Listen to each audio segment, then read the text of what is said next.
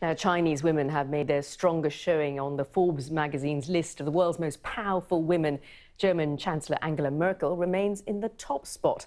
And it's not just China which ranks high. South Korea's President Park Geun-hye is at number 12, and Taiwan's new President Tsai Ing-wen a few places behind her.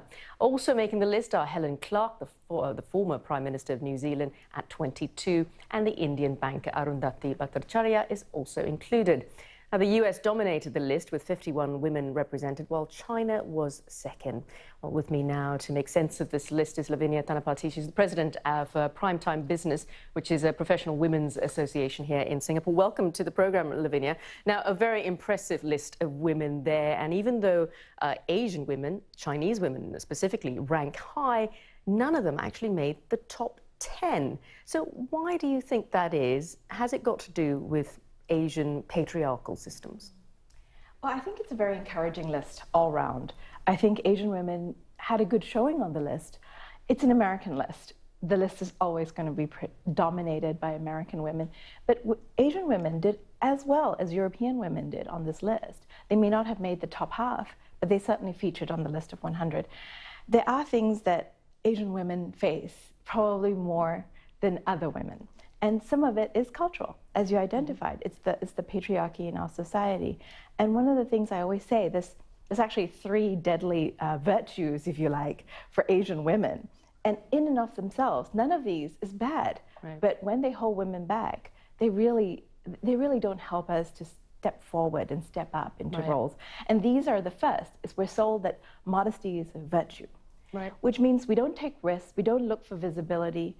We stay in the area of quiet competence. Right. And as you say, it's not just something that's specifically characteristic to Asian women. This is something women around the world deal with. Yeah. But Chinese women figuring fairly strongly, as you say, not in the top 10, but very much dominating this list after the Americans. So what is it specifically about China?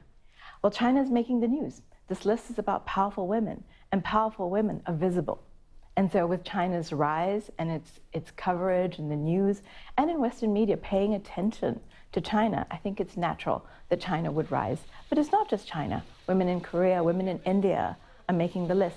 Singapore had 2 women on that list for a tiny island. That's not a bad showing. Now, I should say that one of those women was Ho Ching, the wife of the Prime Minister, but she's the chief executive of Temasek, huge sovereign wealth fund here. But that's another interesting point, because some of these women have really only gotten to these areas of power because of their association with men. I mean, let's face it, Hillary Clinton, you know, obviously she's a presidential candidate, but ultimately we all know her because she was Bill's wife.